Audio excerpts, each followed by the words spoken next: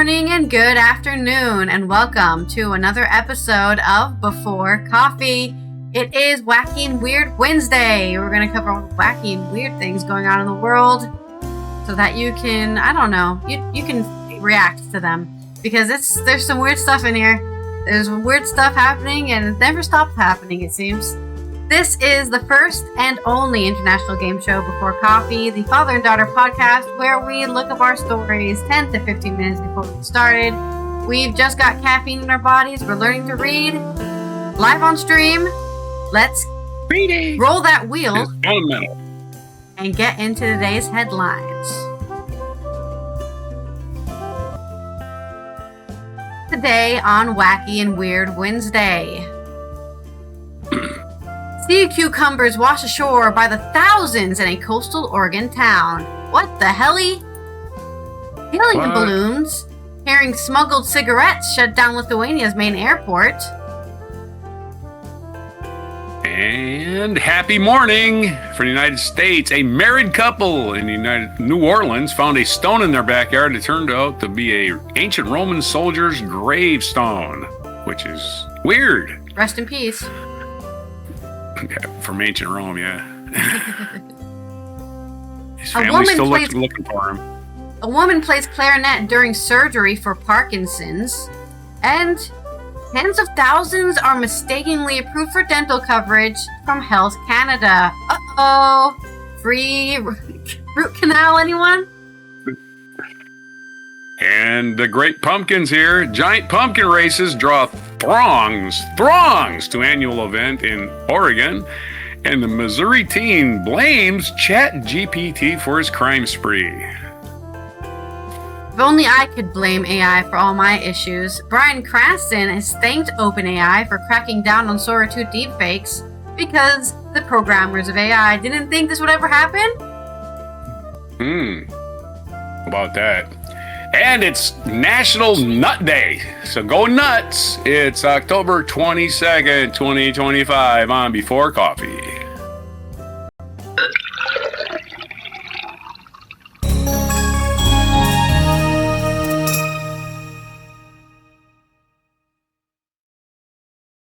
All right, click that dad joke counter right there.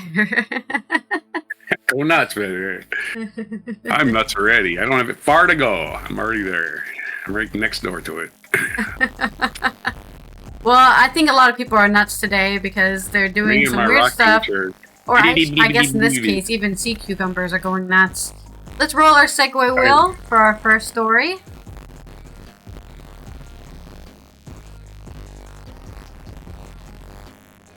It's a bad pun. Perfect, since you're already doing that already. Ooh, bad pun about... This is a shorter story, but it is about sea cucumbers in Oregon. I didn't know you had another store in Oregon. I probably would have done it at the same time as yours, but...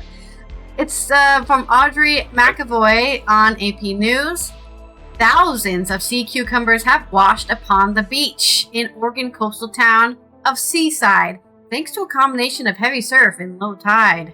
The partially translucent pink gelatinous creatures are called skin-breathing sea cucumbers. They normally burrow into the sand along the low tide line and farther out. But yesterday, on the 21st of October, they were scattered across more than 2 miles or 3.2 kilometers of Seaside Beach, said Tiffany Booth, the assistant manager of the Seaside Aquarium. They are literally littering the tide line. I don't think they're trash. Oh no, there's a pun. That's really rude. They're maybe they're not sentient creatures, but they're definitely creatures, and I wouldn't consider them litter. Rude, Booth. Anyways, they're about half an inch or 1.3 centimeters long, but can grow about to 6 inches or 15 centimeters.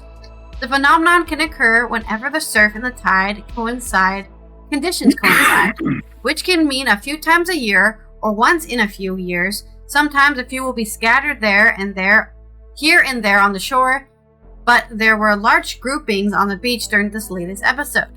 Booth hasn't seen this many on the beach in a couple of years. The sea cucumbers aren't capable of returning to their natural habitat on their own, so they will dry up and die, Booth said. They provide nutrients for the beach hoppers, beach fleas, and other invertebrates living along the timeline that will feast on them. birds don't eat them. Don't humans eat sea cucumbers? I swear you can eat a sea cucumber on like sushi or something. I think humans eat everything, including jellyfish. So, yeah. That's true.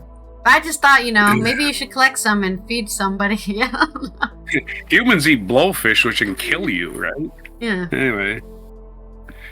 Whatever remains will likely dry up quickly, blend in with the sand, and Booth suspects they'll be gone by either Wednesday or they're already gone now. They might already have been eaten up that quickly, either today or tomorrow. Seagulls didn't take the day off. No, you're not listening. Birds don't eat them. Right? Oh, that's the whole thing. The birds don't eat them, so it's the invertebrates on the sand, like the beach hoppers and beach fleas that would eat them. And then they'll just dry up because they're kind of gelatinous, right? So if you think about it, when you dry jelly, it kind of just gets flaky and goes away. That's what they're just going to get flaky and roll away in the wind. Their atoms return to the universe. The scientific name for the cucumbers is Leptopsinapta clarkii. They live along the coast from northern California to the Gulf of Alaska. The seaside is about 80 miles or 129 kilometers northwest of Portland, Oregon, in case you live nearby already and you want to quickly see some sea cucumbers. Yeah, man. Go. If you live in Portland, you can go see the cucumbers now as they get eaten by the fleas. I guess. That's probably my short pretty story. Smelly. I imagine it's pretty smelly. I have a joke and a pun. I have a pun. The pun is sea cucumber, eat cucumber. My joke is that a sea cucumber in your pocket, or are you just happy to see me? Yeah, about 15 centimeters of sea cucumber right there. You said flesh colored too, didn't you? Anyway. They are definitely flesh colored. Yeah, they're see-through more. They're translucent is what I said, actually, but. Oh, translucent. Okay, right. Anyway, that's my lame joke. We haven't tell me a joke in a while, have we? All right. Oh, wait, where did all my sounds for the soundboard go? Oh, I just heard the rim shot. Or the shimrot. Bizarre. They don't show up when I open the soundboard. Oh, there they are. There you go. Is that a sea cucumber in your pocket, or are you just happy to see me? Then you get the laugh again. My next story is about... What is it about? Oh, the balloons, right. So, somebody was trying to smuggle cigarettes with helium balloons, and the balloons flew away, clogged up the airport in Lithuania, and then they had to shut down the airport because you don't want all those balloons to get into the intake and destroy the engine of a plane. Suck right into a jet engine. Well, I mean, even worse, it's cigarettes. So cigarettes and balloon get sucked into the jet engine. Probably not healthy for it. Prime Minister Inga Ruginier points the finger at Belarus over airspace incident. This is from Seb Starcevic and Jed Peskist on Politico. You thought the drones were a problem? Try helium balloons. Lithuanian authorities shut airspace over Vilnius after several dozen balloons were spotted in the sky on the 21st of October, Tuesday, part of a cigarette smuggling operation. Why do people need to smuggle cigarettes? Because they're expensive. I guess so, yeah. Prime Minister Canada, they check you for cigarettes, man, because people bring in cartons of cigarettes to make shitloads of money because it's real expensive in Canada. Sorry. They told a press briefing this morning, that she was holding a top-level summit to discuss the issue as she pointed the finger at Belarus. Today, I am urgently convening a meeting of the National Security Committee. It would take place at 1:30 p.m., so it's already happened.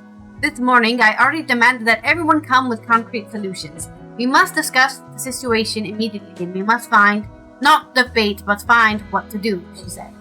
I would very much like Belarus to take responsibility for these incidents, Ruggiene added.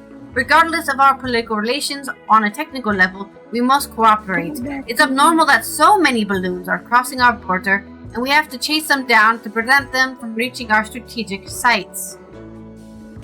The balloons, first detected around 10:30 p.m. yesterday, prompted the closure of Vilnius Airport, diverting and cancelling 30 flights and stranding about 4,000 passengers, the airport spokesperson said.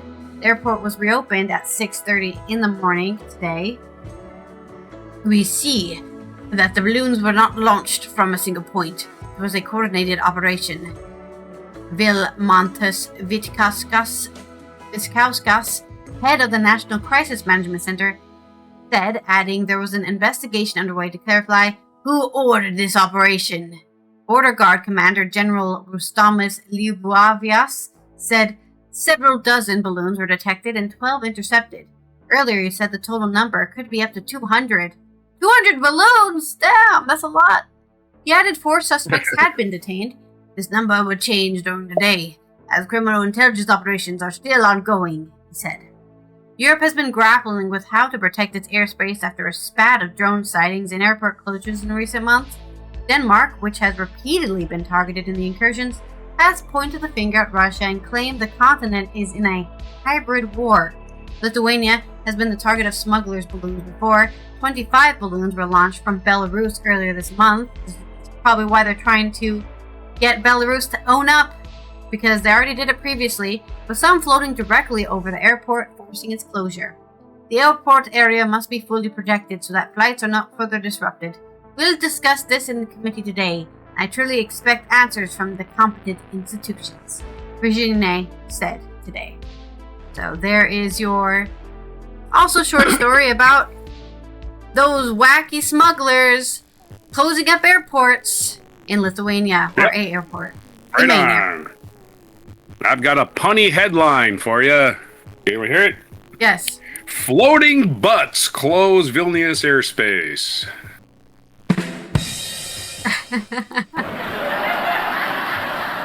That's a good one. Floating butts. That's a good one. I don't know if that's even a pun, but well, it's funny to me. All right, That's a play on words. That's the definition. Okay, we'll go to your stories. Floating butts. Married couple in New Orleans. We're going to take one story. So, one story, one segue. This is, whoop, that was nice. Shit, flying all over the place. 1 + 1 = 1. What's that? You just said one story, one segue, so I just wanted to say something. Well, this wheel spins. Limerick! We've got a limerick for the story from Oregon. There once was a couple from the Big Easy. I don't know. New Orleans might not rhyme with something. Anyway, Smithsonian Mag has this story. Is SmithsonianMag.com. The Smithsonian. Sonia Anderson, a married couple in New Orleans, found a stone in their backyard. It turned out to be an ancient Roman soldier's gravestone. What the frick? The piece bears a Latin inscription describing the legionaries' service aboard a warship. This is from a couple of weeks ago, but I guess I've been saving it. Editor's note from October 15th. After the story's publication, a former owner of the home came forward with new information about the gravestone. Ooh. There's a link to an article explaining more of it. All right. Breaking news about the big ancient stone. Breaking news from a week ago, but hey, 6 days ago. Let's see now. That comes down to 7 or 8 minutes. Maybe we'll do that, and then we'll just glance at the solve of the case. Anyway, while tending their home garden in New Orleans last spring, a married couple found a stone that looked archaic and was engraved in Latin. Experts say it's 1,900-year-old headstone from Italy. Wow, which once marked the grave of a Roman soldier named Sextus Cognius Venus. Daniela Santoro, an anthropologist. What? Beerus, I'm sorry. Beerus. I was just being childish because you said Sextus. Sextus Cognius Beerus is his name. What a name. They had some cruel names. They were all called Biggest Dickus and Naughtiest Maximus. Daniela Santoro, an anthropologist at Tulane University, and her husband, Aaron Lawrence, found the stone behind their home in New Orleans' historic Carrollton neighborhood. We didn't know how historic. Apparently, Roman soldiers lived there at one time. No, just kidding. At first, Santoro worried that the stone indicated her house was built atop a cemetery, so she contacted the Preservation Resource Center of New Orleans. New Orleans does have a history of building over graveyards. Of course, New Orleans graveyards, are above ground. They cannot bury people in the ground because the water table is basically the ground. It's right there. So, yeah. That's why New Orleans is slowly sinking. It's the most sinking city in America. It's basically going to be underwater within 100 years. Unless we do something, I don't know, move it, I guess. New Orleans does have a history of building over graveyards, according to PRC report by Dr. Ryan Gray, an archaeologist of the University of New Orleans. But many of these hidden cemeteries have already been mapped, and there probably isn't one under Santoro's house. Looking for answers, Gray focused on the stone's Latin inscription. He sent a photo of the piece to Harold Statler, an archaeologist at the University of Innsbruck in Austria, and Statler shared it with his brother, a Latin teacher. Simultaneously, Santoro shared the pictures with Suzanne S. Lucnia, a classicist at Tulane. They quickly came independently to the same conclusion. Not only was this a Roman funerary inscription for a sailor named Sextus Congenius Verus, but the circa 2nd century inscription had been reported before. Wow, that's interesting. Somebody had reported it. Blah, blah, blah, blah. According to the report, the stone's inscription roughly translates to the spirits of the dead for Sextus Congenius Verus, soldier for the Praetorian Fleet Miscenesis from the tribe Natio of the Bessi, who lived 42 years, served 22 in the military. Alidius Carus and Vidius Longius, his heirs made this for him well deserving. Again, there's a hell of a damn lot of information, right? That's more information you get in modern graves. You don't get that kind of shit in modern graves. You get like day they born, day they died, not a goddamn thing. That's usually you love the dogs. I don't know, something That's like that. Yeah. Fuck it, we can't afford that shit. It's a stone. I mean, it's like, okay, they're dead now. They're not going to bring them back to life. Apparently, the deceased was from Thrace, an ancient region of the southeastern Balkans, and he spent over 2 decades serving on the Trireme, a warship propelled by oars, which means slaves, of course, named Ocealpius for the Greco-Roman god of medicine. Ooh, we have gods. The stone matches the description of an artifact once reported missing from the National Archaeological Museum of Civitavecchia, about 40 miles northwest of Rome. The port city was heavily bombed by Allied forces during World War II, and the museum and its collection was destroyed, not to reopen until 1970. Santoro and her contact spoke with Tim Tess Davis, the executive director of the Antiquities Coalition, a nonprofit specializing in repatriation of cultural heritage. They decided to hand the stone over to the FBI's art crime team, which will take over the process of returning the stone to Civitavecchia. With the stone itself out of their hands, Gray and his colleagues came back to the question of how it ended up in a backyard in Carrollton. He writes, though census records they found the house was owned by one family for much of the 20th century, that of Frank Simon, a shoe company manager. This is why we're going to the next story, which is the mystery to Haman is solved. Let's do this one. Yes. Thanks to viral news coverage, experts are unraveling the mystery of how an ancient Roman soldier's gravestone ended up in the garden of New Orleans home. The untangling began when Erin Scott O'Brien received a phone call from her husband earlier this month. Just saw a news story. You're not going to believe it, he said. Just watch and call me back. The news story is about the home the couple had previously owned together, a shotgun house in New Orleans' historic Carrollton neighborhood. O'Brien also recognized the article's focus, a stone engraved in Latin, in which she had inherited from her grandfather and used as a garden decor. She assumed it was simply a collectible. But according to the news coverage, it's actually a 1900-year-old grave marker for a Roman soldier. I think her grandfather must have looted it during the war. What do you think? Last spring, the house current owners, we already mentioned them, got in touch with Dr. Ryan Gray, an archaeologist at the University of New Orleans. The fact that it was in Latin and really just gave us a pause, right? I mean, you see something like that and you say, okay, it's not an ordinary thing. The investigation began, as Gray wrote in PRC's magazine, Preservation and Print.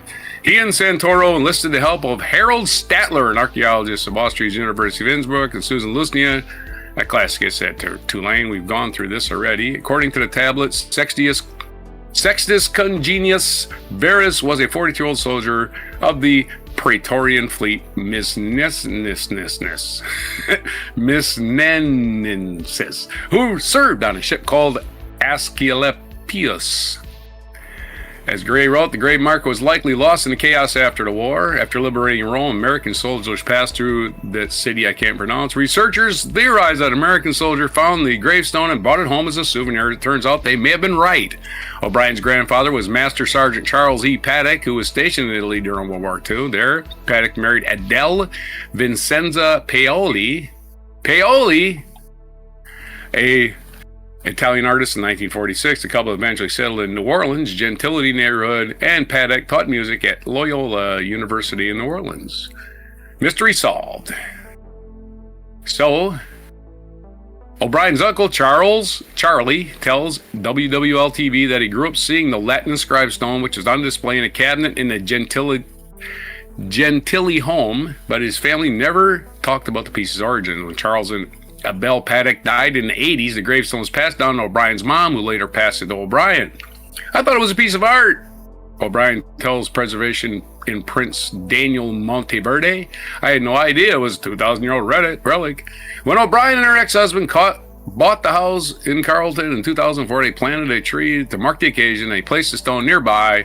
According to WWL-TV, when they sold the house in 2018, they'd forgotten the gravestone in the yard. Wow. Santoro and the team of researchers handled the artifact over the FBI's blah, blah, blah. We know that part. So there we know the story. This lady's grandfather looted it because I guess he felt entitled. I married an Italian woman. By golly, I'm going to take a gravestone. I don't know. There's your story. Let's have a limerick. Let's limerick this out. In the Balkans, a soldier so bold, with stories of battles retold, maybe. By a stone, ancient grave, where the echoes still wave, he finds peace in the legends of old. Okay. A guy's been dead for 2,000 years is totally unaware of this. He would be very, very taken out by what's going on.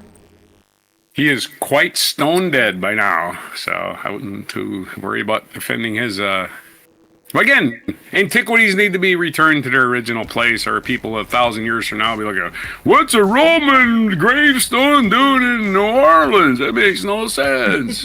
Yeah, it doesn't, yeah. And then the Romans were here. People will think the Romans were here 5,000 years ago. Yeah. You have we'll to get put the a people that are plaque saying hunting down. this was moved from this location to this location because of this. Yeah. Let's get the ancient aliens people on this. Let's get them on that. The same people. Ancient aliens, the same one that thinks Noah's Ark was a real thing and it landed somewhere. But, you know. Okay, let's not get down that I rolled a bad pun for you again. Okay. Sorry. Okay, my next story.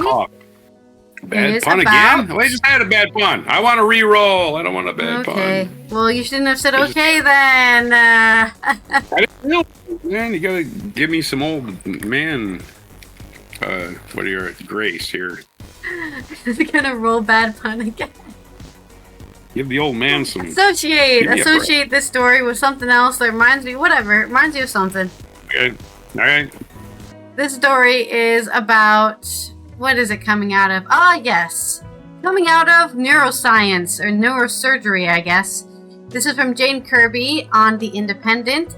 A woman living with Parkinson's disease played her clarinet while undergoing brain stimulation, offering surgeons immediate audible evidence of the procedure's success. Denise Bacon, that's her real name, 65, from Crowborough in East Sussex, so she's British, experienced instant improvement in her finger movements as the electrical current was delivered. The retired speech and language therapist underwent deep brain stimulation, DBS, to combat symptoms of Parkinson's, including bradykinesia and muscle stiffness. Diagnosed in 2014, the condition has previously affected her ability to walk, swim, dance, and play her instrument. During a 4-hour operation at King's College Hospital, Piomars Anshkan, a professor of neurosurgery, performed DBS to help relieve symptoms while Miss Bacon stayed awake. DBS is a surgical procedure using electrodes implanted in the brain and is suitable for some patients with disorders such as Parkinson. The DBS led to instant results on the operating table. Denise had immediately improvement in her fingers, allowing her to play the clarinet easily instead of having to, control your hands and be like, come on, fingers, move! Professor Oshkan said, toes the size of 5 pence pieces were made in Denise's skull after a frame with precise coordinates was placed on Denise's head, acting as a sat-nav to guide us to the correct positions within the brain to implant the electrode. Once the electrodes were in place on the left side of Denise's brain, the current was switched on, and immediate improvement was noted in hand movements on her right side. The same happened on her left side when we implanted electrodes on the right side of her brain. As a keen clarinetist, it was suggested that Denise bring her clarinet to the operating theater to see whether the procedure would improve her ability to play, which was one of Denise's main goals for the surgery. As a clarinet player myself, I don't know what I would do if I could no longer use my fingers anymore. I mean, the reason my fingers are so messed up is because I played the clarinet for like 12 years. That's what I want to blame anyways. We were delighted to see an instant improvement in her hand movements and therefore her ability to play once stimulation was delivered to her brain. Miss Bacon, who played clarinet in East Grinstead Concert Band until she had to stop 5 years ago due to her Parkinson's symptoms, was given a local anesthetic to numb her scalp and skull. She said, I remember my right hand being able to move with much more ease once the stimulation was applied, and this in turn improved my ability to play the clarinet, which I was delighted with. I am already experiencing improvements in my ability to walk, and I am keen to get back in the swimming pool and on the dance floor to see if my abilities have improved there. Miss Bacon opted for a rechargeable type of pulse generator battery that is implanted in her chest, which can last up to 20 years before it requires replacing. This monitors her brain activity and can help automatically adjust electrical stimulation when needed. We're doing it, guys! We're finally becoming cyberpunks! We're gonna be half cyborg robots! We're gonna replace our arms with guns! It's happening! Oh, you realize... Professor Oshkan said, Deep Brain Stimulation is one of the most effective evidence-based and long-lasting therapies to control the motor symptoms of Parkinson's disease, improving tremor, stiffness, and slowness of movement. Modern advances in DBS technology are now allowing us to personalize the therapy to the needs of our patients and with a positive impact on their quality of life. So it's kind of a happy story, but also a weird story, Getting microchips not microchips, electrodes implanted in your brain so you can tell it, hey, I want to move my finger. Can I do that, please? Thanks. Cheers. Cheers, mate. Yep. That's my story. You grew up in the wrong era. I associate this with... Did you know the most popular music in the 30s and 40s, early 40s? The most popular band leader was Benny Goodman, and he was a clarinet player. And he was as big as, Frank Sinatra, because Frank Sinatra was one of his singers. No, clarinet does not get... As a clarinet player, clarinets do not get enough coverage. It's always saxophone and trumpets all the time these days. Benny Goodman, man. Go back and listen to Benny. Yeah. Benny Goodman, over 150 hits, and of course he did hire Frank Sinatra, so that didn't hurt. Yeah, I love clarinet. It doesn't get enough love. My next story is about free dental care for Canadians. Whoopsie. Well, maybe not free, but I guess they were approved for dental coverage. So the healthcare service in Canada, which is paid in by taxes, right? They paid for around 70,000 people to get some dental care done. This is by Darren Major on CBC, which I think is Canada probably. They were approved for the public dental insurance program, but were later deemed ineligible or had been assessed for incorrectly in their copay level, said Health Canada on yesterday, the 21st of October. 5 million candidates have been approved under the National Insurance Plan, but 70,000 were not eligible. They were mistakenly approved. Of those who were inaccurately assessed, roughly 28,000 people actually received care under the plan. So they were approved, said, oh, I've just been approved to get my root canal. I'm going to go do that as soon as possible because it's been hurting me, And root canals are expensive. Mm-hmm. So they go there. 28,000 of these 70,000 people who were mistakenly approved actually went and got care under the new plan, which means, I don't know what that means. Somebody's in big trouble, I guess. That's a lot of money, I guess. I have no idea. An error was recently discovered with respect to how income was calculated for some applicants at the time of their eligibility. It was being determined. The system fix has already been implemented to correct this error, the statement said. But, okay, this is the good news. No repayment is required. Those who did receive care will not have to repay the amount covered by the public insurance plan, the statement said. I mean, it was their mistake. Health Canada has been touting that more than 5 million Canadians are covered under their plan, but only about 3 million have actually accessed the coverage. So it's nice that 28,000 additional people were able to cover that. So, I guess think of it this way, right? Let's say you put in 1 billion to cover dentistry in Canada for your whole entire population, right? But you only if you get approved for that coverage. So if 5 million people are approved for that 1 billion pot of dental coverage, but only 3 million are using it, there's still plenty. There's plenty for 28,000 accidental approvals, right? That's a drop in the water, as they say, and a drop in the ocean. Sorry, a drop in the ocean, as they say, and the actual costs that cost them. The National Insurance Program subsidizes the cost of dental care for Canadian residents with a family net income below 90,000 Canadian dollars, I'm assuming.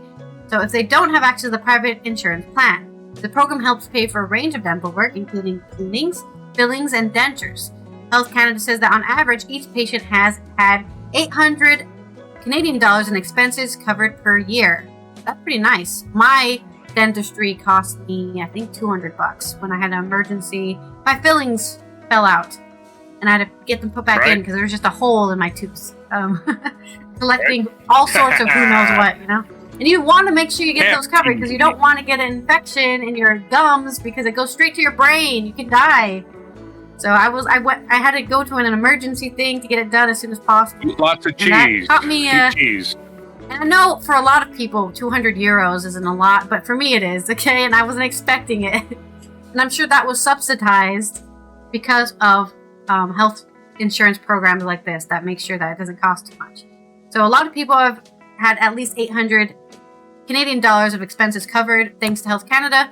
The Canadian Dental Care Plan began in May of 24, last year in May. Then children and Canadians who received a disability tax credit. But this year in May, they expanded it to all eligible Canadians.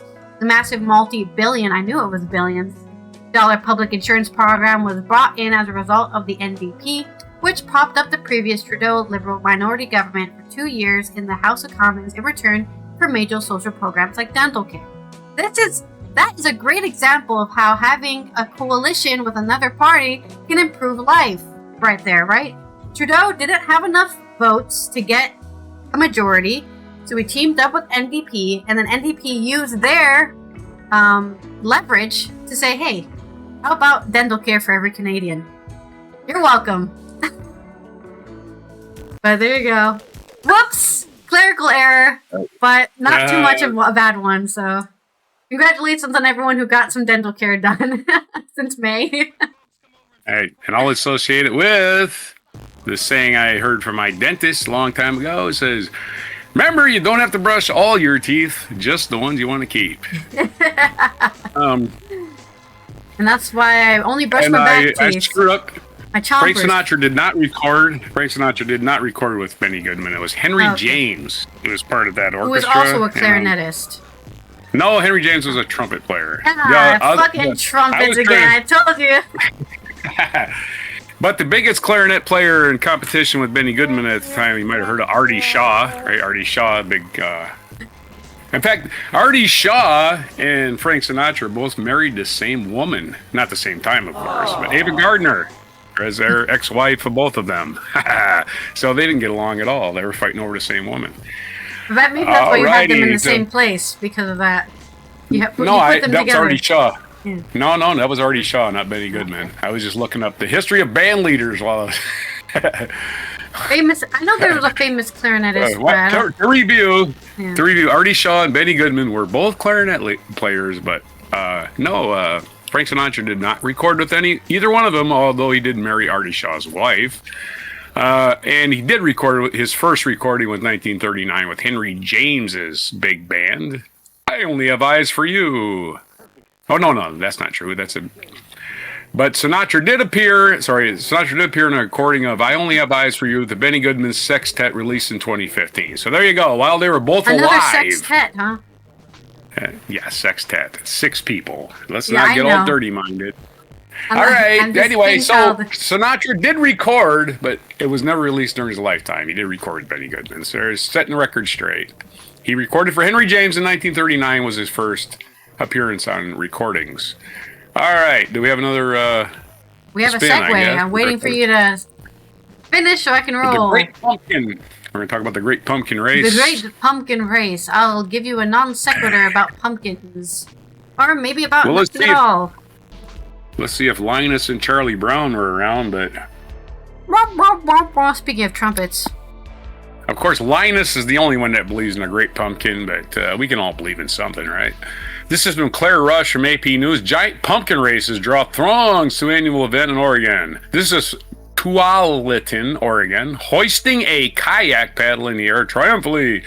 Gary... Well, this is for a caption, but I'll read it. Gary Christensen celebrated as he crossed the finish line victorious in his giant floating pumpkin.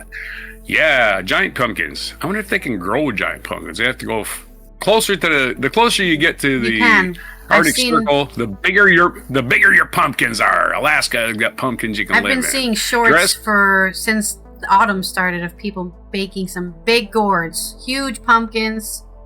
You just don't cut the stem and they'll keep growing forever. And those suckers just keep growing. They go like a growing cycle from forever until they freeze to death. Like science fiction. That's right. So if the sun's up, they just keep growing. A lot of things don't grow until it's dark, but those suckers just keep growing. Dressed up as a character, Buddy. Let's talk about this winner of the race, Gary Christensen. Dressed up as character Buddy from Will Ferrell's holiday movie Elf, Christensen won the first race of the annual event over the weekend in Tualatin, Oregon. The Portland suburb has hosted the West Coast Giant Pumpkin Regatta since 2004. Oh, wow. We're calling federal troops into Portland because it's so dangerous. Meanwhile, they're having a pumpkin race. Ooh, it's so dangerous. Again, fascists are cowards. They're cowards. They hide behind the military because we know Trump was too cowardly to join the military himself, as is most Republicans are. The Portland suburb has hosted the West Coast Giant Pumpkin Regatta since 2004, drawing large crowds who cheer on costumes participants as they race around a small human-made lake in a homogeneous pumpkins they have been carved out, allowing them to float. Humongous, not homogeneous. Humongous. Sorry. We have got an exciting activity that crowds love. You've got the costumes, cheering people, spectacle, parades, pumpkins sinking. It has everything, Christensen said after emerging victorious in the first race of Sunday's event in a 936-pound pumpkin. Amazing it floats with a person in it, right? For Christensen, who has competed in the regatta since 2013, the activity has become much more than a once annual affair. Earlier this year, he claimed the Guinness World Record for longest journey by pumpkin boat after paddling some 58 miles on the Columbia River, breaking the record he had set the previous year. A niche endeavor has also become a passion for Brad Bonds, who participated in his fourth regatta. Dressed up as a character from the TV series Squid Game, he described the fun in growing his own pumpkin, which took 6 months, and getting to culminate the season by putting it in the lake and paddling with our friends. At 1,376 pounds, the weight of this pumpkin this year marked a personal record for him. That is freaking ridiculous. How does a pumpkin weigh 1,000 pounds? Lots and lots of water. In the early morning, it does rain a lot in that part of the world. In the early morning rain, before the races got underway, workers operated forklifts and heavy machinery to lift the enormous pumpkins and lift them to the water. Growers and competitors then wielded saws and knives to cut a hole in the top of the pumpkins and scooped out the goopy insides. Goop. Scrapers with spoon scrapers in their bare hands so they could sit inside. The more innards that are removed, the lighter the pumpkin becomes, giving the captain a competitive advantage by allowing swifter travel. By the time the carving was done, there was enough discarded seeds and pulp to fill a dumpster. Why are you throwing that shit away? It's food. What's wrong with you people? Maybe the seeds are this big. I you could make a pumpkin pie or something. I guess they're just putting them in a dumpster. I don't know. Members of the Pacific giant vegetable growers who grow the pumpkins over their regatta were the competitors for the first race. On its website, the Gardening Association described itself as focused on the fun-filled competitive hobby of growing obscenely large vegetables. Aboard pumpkins of differing orange and yellow hues, their costumes varied from a celebrity chef Guy Fieri to a UPS delivery man with cardboard boxes stacked on the back of his pumpkin, to Elvis and a person in a hot dog suit. Someone dressed up as Luigi, the character from Nintendo's Mario games, with a trademark green cap and shirt, had a green pumpkin to match. In another race, a participant wore a Shrek costume and green face paint, marrying some of the fans in the crowd who also dressed up as lovable ogre from popular films. When asked what it takes to grow a massive pumpkin, Kristen shared a simple recipe for success: good seeds, good soil, good luck, and hard work. Also, the sun's got to be up like 18 hours a day, so that's also helpful. There's your story on the Great Pumpkin Race. Well, hopefully none of the Headless Horseman's looking for his head. Because we don't want him to show up to the race. Nobody ever wants the Headless Horseman to show up to the race. No, we don't. First of all, he'll just paddle in circles. Or the one-armed man, he'll just paddle. Anyway, I'm sorry, that's bad. Okay, next story. We're talking about AI. Whenever I think of pumpkins, I just think of the freaking Headless Horseman always having a pumpkin. Hey, you ever just sitting around doing AI and AI says, "Hey, why don't you just go do something illegal?" And you go, "Okay." Our story from the you don't Mirror. know it's illegal because you think it can only give you legal advice, I guess. All right, I guess. Whatever. You don't have an excuse. Sorry, you can't blame it. TheMirror.com. Charlie Jones has a story. A Missouri teen confesses to ChatGPT minutes after alleged crime spree. Police searched the suspect's phone and so they found incriminating evidence, including user writing, "I got away with it last year, and I don't think there's any way they could know my face." A teen suspected of carrying out a vandalism rampage was caught after allegedly confessing in GPT. Ryan Schaefer, 19-year-old sophomore in Missouri State University, in charge of causing thousands of dollars of damage after smashing 17 cars on August 28th. Police say they found incriminating evidence on his phone, including a recent conversation with ChatGPT, which included tips from the AI language model. The typo-riddled conversation said that included questions like, Quill sick. Will I go to jail? I was smashing windshields of random FS cars. He also reportedly said, "I got away with it last year. I don't think there's any way they could know my face." Schaefer has now been arrested and charged with felony property damage, according to court documents filed in Greene County. After his arrest, he allegedly gave police permission to go through his phone. That's when the conversations, the AI chatbot, were found. Prosecutors reported that the review of the device uncovered a troubling dialogue exchange. This defendant seems to have an artificial intelligence software installed in his phone. Police claim to track the phone to near this parking lot at 2:49 a.m. on the night of the vandalism, and later near his apartment at 4 a.m. The statement says, "You were there. At least your phone was there. Why was your phone there by itself?" The ChatGPT exchange began around 10 minutes after the vandalism spree allegedly ended. In the chat, Schaefer described damaging vehicles, asked if he could go to jail. The statement includes multiple excerpts in which the user admitted to smashing cars, referenced MSU's parking lot, and made violent statements. ChatGPT urged the user to seek help. The message stopped later that morning. According to the same site, the smoking gun ChatGPT initially responded with tips on how to avoid being caught. Yeah. ChatGPT, here's how you get away with it, buddy. In July, the chief executive of OpenAI, the company behind ChatGPT, said the conversations with the chatbot are not legally protected. People talk about the most personal stuff in their lives to ChatGPT. OpenAI CEO Sam Altman said in a podcast interview with the comedian Theo Von. Yeah, Theo Von's not a comedian, okay? You have to be funny to be a comedian. People use it young people especially, as therapists, a life coach, and having these relationship problems. And right now, if you talk to a therapist, a lawyer, a doctor about these problems, there's like legal privilege for it. We haven't figured that out yet for when you talk to ChatGPT. So it's like, go talk to ChatGPT about your most sensitive stuff, and there's like a lawsuit or whatever. And OpenAI could be required to produce that. I think that's very screwed up. Well, nobody told you to create AI. Nobody said, hey, you better create AI or we're all gonna die. There's never been a use for it. There's never been a need for it. There's absolutely no use for it. But you're going to act like, oh, we're totally innocent for giving this guy bad advice. We're not responsible for the advice we give and our human program shit. You can't blame the computer. I think we should have the same concept of privacy with conversations with AI that we do with a therapist or whatever. Who's saying this again? Is this the guy here? Yeah. It's Sam Altman. Sam Altman, the guy who's making shitloads of money off this, thinks all these conversations should be privileged information, that the OpenAI guy who's not an expert on anything and isn't even a person, we have to have privileged conversations. Screw you. We are not going to, oh no, we can't use that as evidence because it's privileged information from your ChatGPT therapist. ChatGPT therapist is privileged information. Give me a break. Okay, there's your story. Man, I guess now I can just blame all my problems on AI, you know? I'm not. Oh, my camera just died. That's rude. Well, it's definitely his fault. As soon as I'm about to speak, my camera's like, nobody wants to see that. It's definitely this kid's fault, and he knew it was wrong, but he got away with it.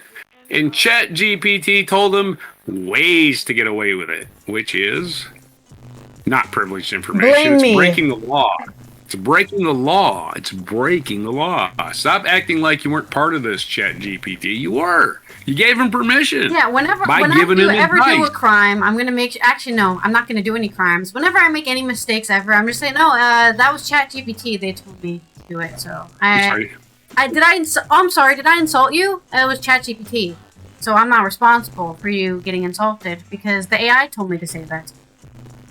Yeah, if something's illegal, it's illegal all the time. It's not illegal whenever freaking, ChatGPT can do it because it's not a person. No, it's still illegal, son of a bitch. You can't fucking tell people to do their crimes.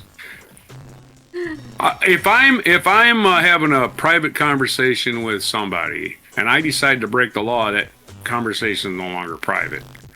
Sorry. I don't know why it would be. Yeah, you're protected. Yeah, you're protected to say, hey, this guy just admitted he did a crime. Sam Altman, who cares about one thing. He cares about one thing in this entire world. Stock price. He cares about his stock price and how much money he's making today. Not 6 years from now, not yesterday, not last year. This very fucking minute. He doesn't care about tomorrow, it's going up. Year. Yeah. Yeah, he's not caring about the future. Are you? That's why these data centers are going in, right? They're killing the fucking the power grid's not going to be data centers. Well, the entire power grid just power data centers. And everybody's going to get an electric bill for $7,000. While Sam Altman gets rich. AI has no application in everyday life. The spell check doesn't even work right. Come on, let's stop it already. Just crash this bubble and start over from scratch because... You're acting like you can just do this thing with impunity. Like, just get bad advice and get get government protection. How dare you criticize me? I'm trying to create a new method of human existence. You should let me. You should let me ruin society because it's my right as a business owner. So right now you have a class of person that's not a person that can give bad advice, can't be arrested, can't be sued, can't be blamed. That's what we want? Yeah. We want a class of criminal that doesn't even exist in real life. We can't even freaking arrest it. That's what we want. No, we need to make ChatGPT and all these AI, once they see something illegal, it says, I can't help you with that. That's illegal in 49 states. Right? There's your... Did you do segue already? I've been yapping. It was non sequitur, so yeah, that's what I was talking about. That was easy enough to do, right? Yeah, that's what I was talking about, blaming ChatGPT for all my problems, you know? Just right on. I didn't do that. I'm not responsible. It was ChatGPT. Alright, let's roll our segue for the next segment, which is my culture segment about, well, Surprise, surprise! AI gets people into trouble. This is hypothetical. Hypothetical. All right, So, that's easy enough, I guess.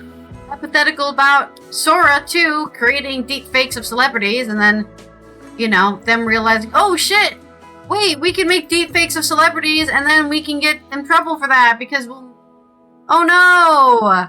This is by Sean Kane on The Guardian. Bryan Cranston thanks OpenAI for cracking down on Sora 2 deepfakes, as if they should be thanked for doing something that is so obvious. That's the weird part of the story for me. In case you're wondering why I think it's wacky and weird, thanks people for doing a thing that was so obviously going to be a problem in the future. Everyone's been saying it for decades, that deepfakes are going to cause issues for a lot of people, including famous people, and you still just kept on going down the road. Bryan Cranston has said he's grateful to OpenAI for cracking down on deepfakes of himself on the company's generative AI video platform Sora 2, after users were able to generate his voice and likeness without his consent. The Breaking Bad star approached the actors union SAG-AFTRA with his concerns after Sora 2 users were able to generate his likeness during the video app's recent launch phase. On the 11th of October, the LA Times described a Sora 2 video in which a synthetic Michael Jackson takes a selfie video with an image of Breaking Bad star Bryan Cranston.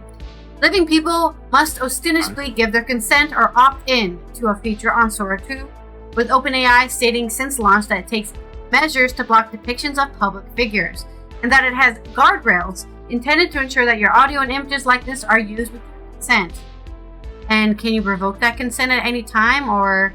Okay, the thing is, I've been on the internet my entire life, okay? Once it's on the internet, it's on there forever. Unless you painstakingly go to the process of going to Google and saying, please remove this result from your search engine, but still on the internet, right? It's almost impossible to scrub the entire internet of something.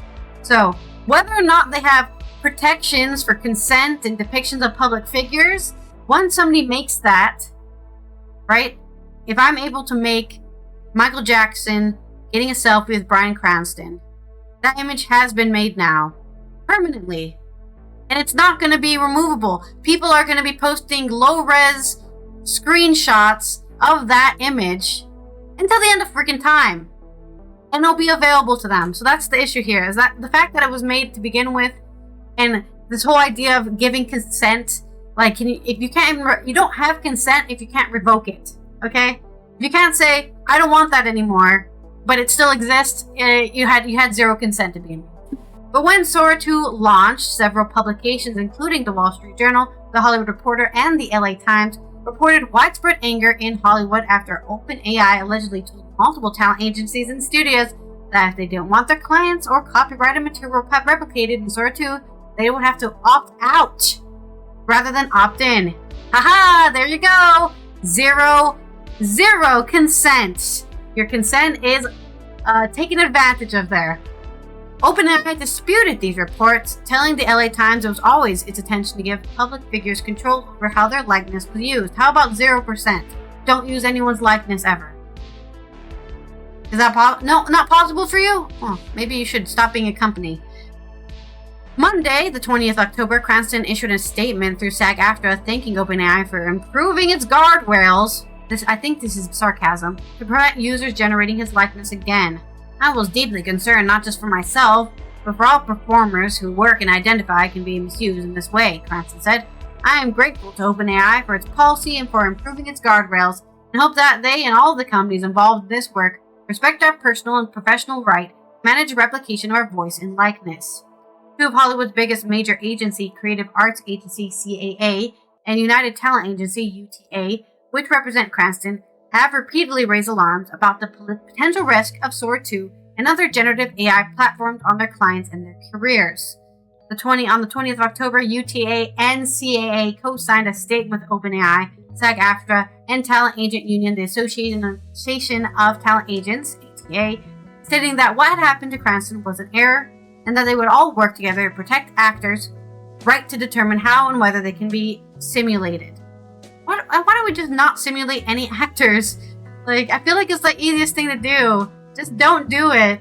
While from the start it was OpenAI's policy to require opt-in for use of voice and likeness, OpenAI expressed regret for these unintentional generations. OpenAI has strengthened guardrails around the replication of voice and likeness when individuals do not opt in, the statement read. Actor Sean Astin, who is the new president of SAG-AFTRA, warned that Cranston is one of the countless performers whose voice and likeness are in danger of massive misappropriation by replication technology. Ryan did the thing by communicating with his union and his professional representatives to have the matter addressed. This particular case has a positive resolution. I'm glad OpenAI has committed to using an opt-in protocol where all artists have the ability to choose whether they wish to participate in the exploitation of their voice and likeness using AI.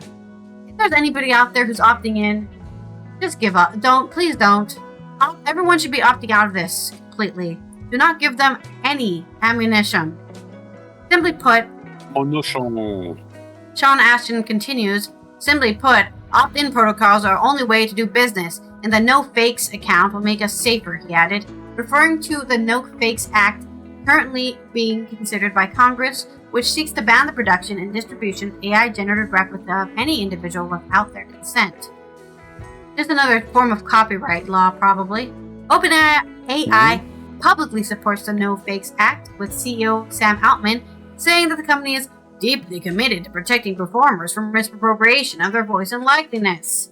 So, yeah, because you can't make any money if you're being sued all the time for breaking copyright. Sora 2 does allow users to generate historical figures, like Abraham Lincoln, for example, defined broadly as anyone both famous and dead. However, OpenAI has recently agreed to allow representatives of recently deceased public figures to request that their likeness be blocked from Sora 2. Yeah, who just died again recently?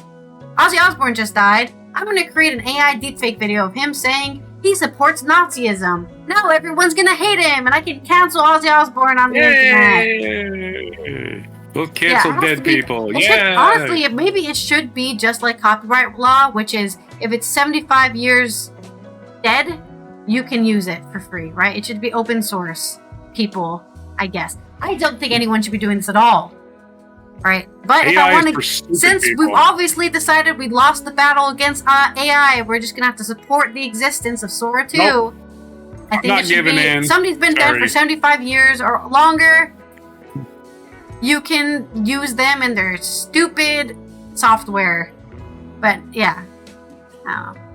Yep, AI. You can just sit around and have a list of enemies. I'm sorry, am I doing my hypothetical yet?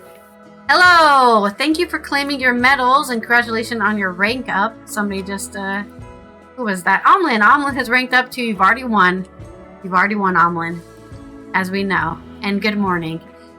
Recently, to continue my story, earlier this month, OpenAI announced that they had worked together with the estate of Martin Luther King Jr. at their request. And was pausing the ability to depict King on Sora 2 as the company strengthen guardrails for historical figures. I'm gonna have Martin Luther King say he was happy the Holocaust happened. Yeah! Recent Zelda Williams, the daughter of late actor Robin Williams, pleaded with people to please stop sending her AI videos of her father, while Kelly Carlin, daughter of late comedian George Carlin, has called AI videos of her father overwhelming and depressing. And I'm sure George Carlin would also, both these comedians would be pissed at this happening, right? It goes against the fundamental things that they believed in as people, and their images being used to portray all sorts of bullshit, I'm sure. Look, George Carlin says he liked Donald Trump. That's why you should like him too. Yeah, I'm sure that was the real him.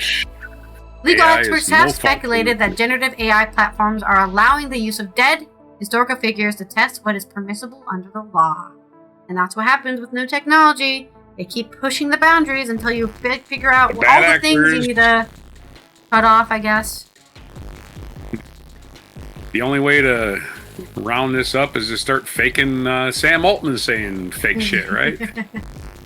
I do that all day. Let's get Sam Altman and just have him do it all day. Let's have his mom. Let's get a video of his mom or somebody in his family. Just any of these ChatGPT motherfuckers are out there promoting their frickin', their scam, which is what it is, a frickin' scam. Just put their faces out there saying fake shit. See how they like it. That's all I got to say about hypotheticals. Sounds good. I Other agree than with I'm you. some loser in my basement and there's some celebrity I hate, I'm gonna just sit there all day long and create these fucking videos. And who's gonna get blamed for it? Not me. I don't get blamed for it. They'll blame No, it was ChatGPT for it, OpenAI. and Yeah, it then was OpenAI. They did it. It was and they the won't Sora do 2. it. OpenAI will just take the blame and go on counting their money because they don't care. They're not going to suffer any consequences from this because they're rich and they can do whatever they want to. All right. So I would say anybody that hates this crap, just find some videos of what's his ass there, Sam Altman, and have him saying a bunch of bullshit he never said, and just do this every single day the rest of his life. That's what I would do. And anybody that's executive in any of these companies trying to force this crap down our throats. Well, that's what you had an entire account on Facebook about what's his name?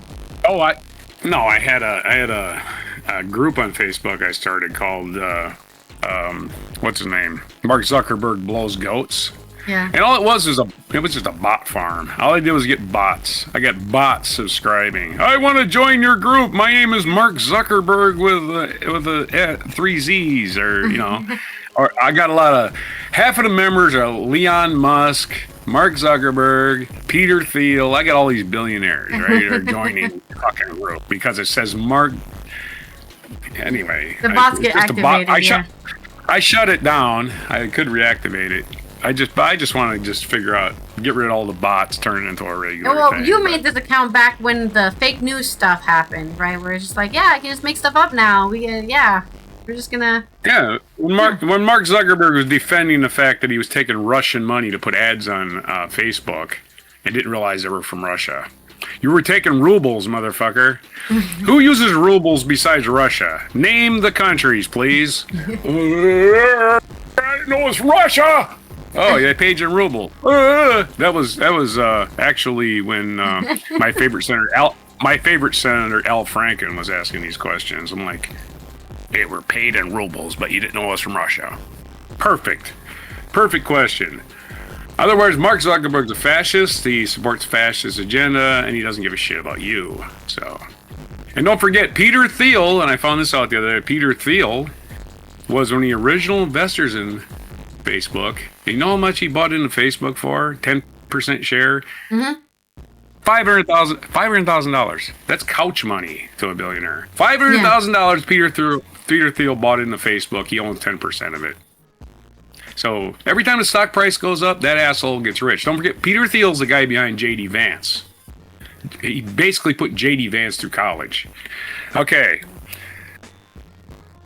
Well, my segue that I rolled was a hypothetical too, and we can go into Rocktober and this day in history and all your historical recontextualizing of everything that's gone on.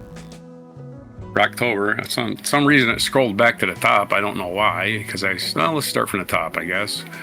The first day we're going to go back to. We're not going to go back to. We're going to go back last century. We're not even going to start in this century.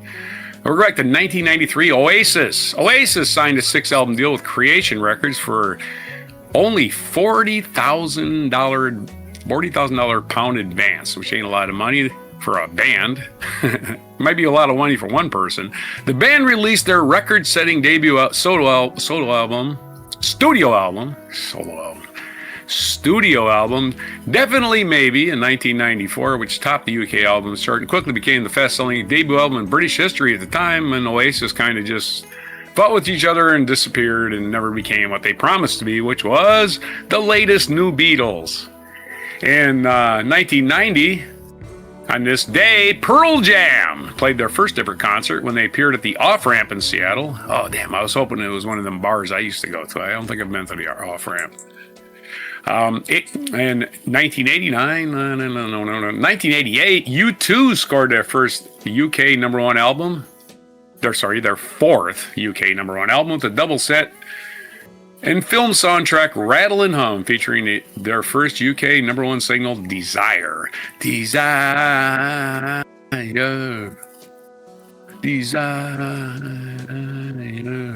Okay. Tapping it out. 1969, Paul McCartney publicly denied rumors that he was dead. Hey, look at me. See me? snap my fingers, clap my hands. And he's still going. Pinch my cheek. For now. Still anyway. breathing. Of course, that was the Paul McCartney replacement claiming he wasn't really dead. We know that. I'm just joking. Paul McCartney publicly denied rumors he was dead. The most recent of many clues of his death hoax was the fact that he was the only barefoot Beatle on the newly released Abbey Road LP cover. The story was actually started as a prank by Fred Labour, a sports and arts writer for the student paper, the Michigan Daily at the University of Michigan. Ain't they the ones that started 420, or was that Michigan State? Started 420. It's always in Michigan up to no good. Of course, Paul McCartney, the first clue was in that song Strawberry Fields Forever. Strawberry Fields Forever at the very end. John Lennon says, I buried Paul. Or he said cranberry sauce. One of the two. I think it was cranberry sauce. In 1969, Led Zeppelin 2 was released by Atlantic Records. There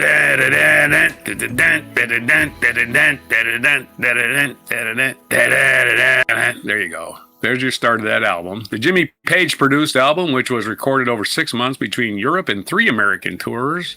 They recorded, that's why it's so roughly produced, but it was the first real heavy rock and roll album. This is before, I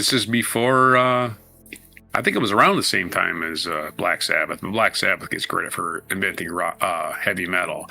But this was a rock, what do you want to call it? Tour de force, whatever you want to call it. The big hit. The one that set Led Zeppelin apart from everybody else, especially their drummer. Anyway, it was released. Led Zeppelin 2 was released by Atlantic Records. The Jimmy Page produced album, which was recorded over 6 months between 4 European and 3 American tours, peaked at number 1 in both UK and US, going over to sell 12 million copies in the US alone. The album is now recognized by writers and music critics as one of the greatest, most influential rock albums ever recorded. Of course, Led Zeppelin 2 to me is just a album. Led Zeppelin 1, the original album, to me, I never play it. It's like, it's a bunch of crappy songs and a bunch of remakes and basically stole songs from everybody else. At least in Led Zeppelin 2, they turned it up a notch, right? They made real, like, songs you wanted to listen to. I can't listen to Led Zeppelin 1. It just bores me to tears. 1966, Beach Boys. Good Vibrations made its debut in the U.S. singles charts. Written by Brian Wilson and Mike Love, the track recorded over 6 weeks in 4 different Los Angeles studios at a cost of $16,000 for one song. That's ridiculous. The recording engineer would later say that the last take sounded exactly like the first. 6 weeks earlier, the record would reach number 1 in the U.S. charts in December of that year. The only hit song with a theremin in it. If you know what a theremin is. Woo, that thing that makes that noise. 1966, let's do more. 1966, the Supremes became the first female group to have a number 1 album in the U.S. charts with the Supremes A Go-Go, knocking the Beatles' Revolver from the top of the charts. You know you're a big shot when you knock the Beatles off the top. In 1964, one more show from 1964, The Who, then known as the High Numbers, received a letter from EMI Records asking them for original material after their recent audition for the company. So The Who is like, yeah, EMI, we got some shit for you. And The Who became The Who very shortly after. This day in history, October 22nd. We're going all the way back to, hopefully not too far. Keep going. All right, down to 1797. Not too far back. This is barely over 200 years ago. André Jacques Garnierin, an inspector in the French army who encouraged the use of balloons for military purpose, made a balloon ascent in order to give his first exhibition of parachuting when he jumped from the height of 3,200 feet or 1,000 meters. Nice. Nobody saw that coming, right? It's like, what's he going to do? He's going to jump out. He's going to die. He's at 32,000 feet or 1,000 meters. And his parachute came out and they go, oh. And he floated to the ground like a little, I don't know. Have you parachuted? Have you ever actually done that? Hell no. Okay. Well, you don't land, you don't float down very softly. You still have to do a tuck and roll, kind of, because you still hit the ground pretty hard. I've definitely seen it done. I've definitely seen it done plenty of times. I know. Again, you do float down. You float down compared to the way you would go down. Let's put it that which is way harder. You can definitely nowadays control exactly where you land. 1836, after helping defeat Mexico in the Texas Revolution, Sam Houston was inaugurated as the first president of the Republic of Texas. They should have just stayed a Republic of Texas, in my opinion. Just go be your own stinking country. You don't need your shit. In 1906, French artist Paul Cézanne, considered one of the greatest of the post-impressionists, died at the age of 67. Congratulations to dying, I guess. I don't know. Only 67. 1910, one of the most notorious criminal cases in the 20th century, American physician Holly Harvey Crippen was found guilty of murdering his wife. He was executed in a British prison the following month. He was widely known as Dr. Crippen. What a terrible name. Yeah. It sounds like a crypt, doesn't it? It sounds like you're dying. I'm in a Crippen. 1934, the infamous criminal Charles Pretty Boy Floyd was fatally shot near East Liverpool, Ohio by FBI agents. And the FBI agents will just, those days, again, at least in actually FBI's history, they've never found themselves at fault for a shooting death or any kind of shooting. Every shooting was justified, according to FBI. 1943, French actress Catherine Deneuve was born. Who was noted for archetypal Gallic beauty. What is Gallic beauty? I don't know what that means. As well as for her roles in films by some of the world's directors. Okay, she was pretty. She's not known for her acting ability, apparently. Oh, no, it says for her roles. But I don't know very many Catherine Deneuve movies. I just heard of her. 1964, French philosopher and writer Jean-Paul Sartre was announced the winner of the Nobel Prize for Literature. However, he became the first person to decline the award. Why would you decline the award? What up? Oh, I'm too good. Oh, I'm special. Get over yourself, loser. In 2008, Chandrayaan-1, India's first lunar space probe, was launched, and it later found water on the moon's atmosphere. Nice. Let's go get some water. We don't have any. Oh wait, we got plenty of water here. Why would we go to the moon for water? Makes no sense. 2010. Did you hear that? Wow. 2010, WikiLeaks website, founded by Julian Assange, that functioned as a clearinghouse for classified or otherwise privileged information, released thousands of U.S. documents relating to the wars of Iraq and Afghanistan. Who knows how many people were killed because of that, but you don't care. Julian Assange is a piece of shit. 1962, Cuban Missile Crisis. On this day, 1962, President John F. Kennedy alerted Americans to the Cuban Missile Crisis, declaring a naval blockade to prevent further missile shipments in the island country 90 miles off the coast of the U.S. And of course, Russia backed down. That was the days we were against Russia influencing our politics. Not anymore. They basically run our country. Yay, Russia, you won. Congratulations, throw yourself a party. Frank Liszt, a Hungarian composer's birthday today, is born October 22nd, 1811. In Rating, Austria, he died July. He didn't make it out of the 19th century. He only made it to July 31st, 1886. At the age of 74, he died in Bayreuth, Germany.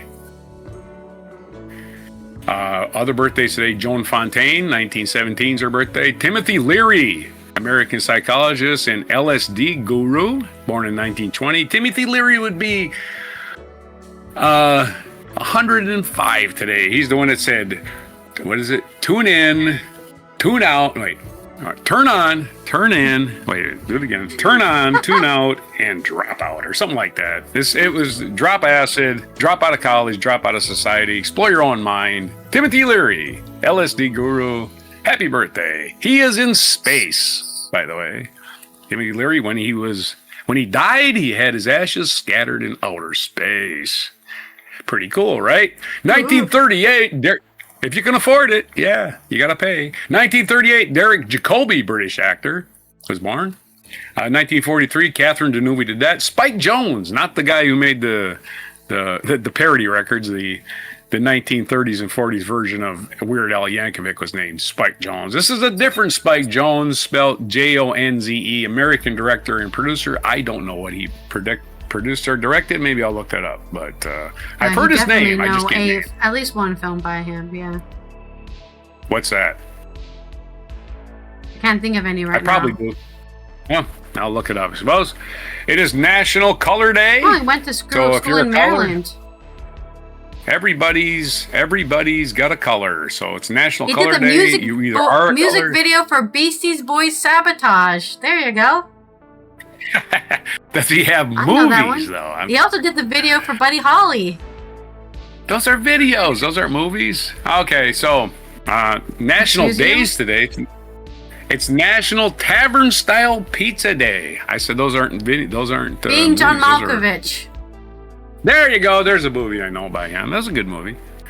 National Tavern Style Pizza Day today. It's National Make a Dog's Day. Don't give your dog pizza. Probably bad for the digestive system, unless it's just cheese and dough. They might be all right with that. But make a dog's day. Take them for a walk. I don't know. Take them to the dog park. It's Medical Assistance Recognition Day. So, hey, I recognize you. You're a medical assistant. National Color Day. We did that. National Nuts Day. Everybody's nuts. And that goes back to the show. Hey, man, she just showed me her boobs. What should I do? Show her your nuts. Oh. Okay, anyway. That's that old joke. And there's your stays, your mispronunciations, your poor jokes, your history of the world, your limericks, your headlines, everything for October 22nd, 2025, and before tavern style pizza with nuts. Whatever that you ever been to a is. tavern? Ever been to a tavern that didn't have nuts? Nope. They always have that little complimentary bowl of Pizza nuts with at the nuts on bar. top sounds like a nightmare. I love nuts, but you not have them on on the the side. topping. There's nothing more. Yeah, but you're nuts already are at a going to be bar. the crunchiest thing in there, so you're eating something and then suddenly, Nah. oh, nuts. You're already at a bar. They're already serving you nuts, and then you order a pizza. That's all you do. You don't put them on the pizza. They're like a side dish. My segue was everybody's hypothetical. Everybody's fingers. If it wasn't got obvious. it. I feel like it okay. wasn't obvious. Oh, my segment was so long, I forgot your spin. So yeah, that's what it was. So, But anyway, yeah, there's your, putting nuts on a pizza. Please don't do that. Everything for October 22nd, 2025 on Before Tavern Style You Pizza already with nuts. said that. You already forgot you said that. We're going through. I'm done talking. Yeah, Did you load the video? Yes, I got it. Okay, then this has been Alison here from the Netherlands. There's no international UN observances today, so you're free from observing anything. And Roger, of course, from the East Coast of the US. As we finish off, it's the end of our Wacky and Weird Wednesday. We'll see you tomorrow with a list of 13 things for Thursday's 13. And make sure you're following on Twitch, subscribed on YouTube, and turn on those notifications so you know when we go live and post a video. I'm sure some of you have noticed that we've started posting every story as a separate video on YouTube, so let us know if you enjoy that, or you'd rather us just post long 1-hour podcasts that we've been doing for like 3 years now. And of course, if you'd like to support the show, you can support us for as little as $1 a month on Patreon, or you can join the Before Coffee supporter tier, which will you get all the pre and post show stuff, all the drama that happens before and after the show. And here is our mic drop moment.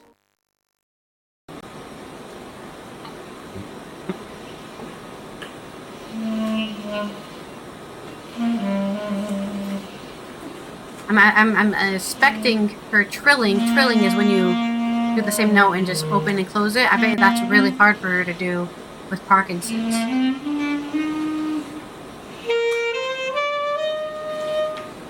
And just doing her scales is probably really hard with Parkinson's. Yeah. I can never get that last note. I'm feeling really. She should be playing something from. That I'm getting towards being able. She's to doing her she's- scale. She was just doing her scales. It's Right.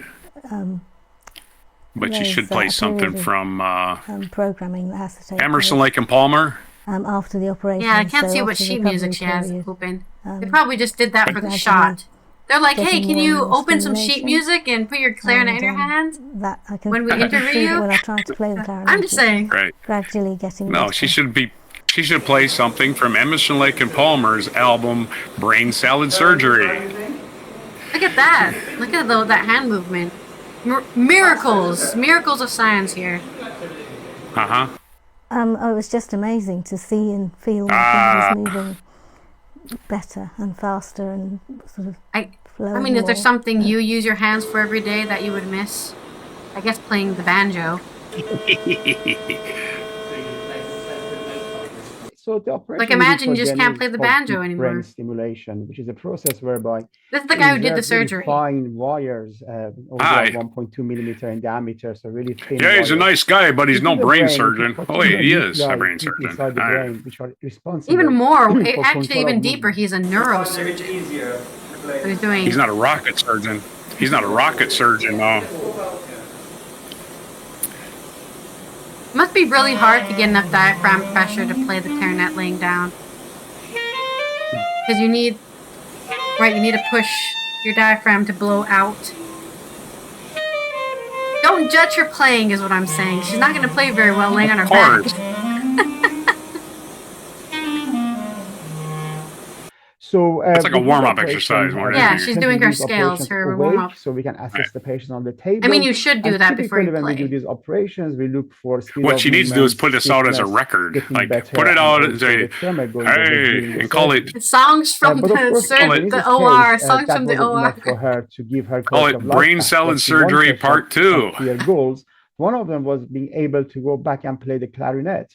So obviously, we thought that the best way to assess that Yeah, I would think be that to is the have her coolest thing. awake during the operation, She playing can the get, clarinet, so we could which test one of her finger movements Emerson, Lake, and Palmer speed is of the still movements alive? I and think it's Carl make sure that Palmer. they are no longer stiff. They can do what Right. she Palmer wants can them, give her a new wants clarinet. from them to do. He's a drummer, though. Oh, never mind. We can Greg probably afford a Lake. clarinet. Greg Lake and Keith Emerson died about almost.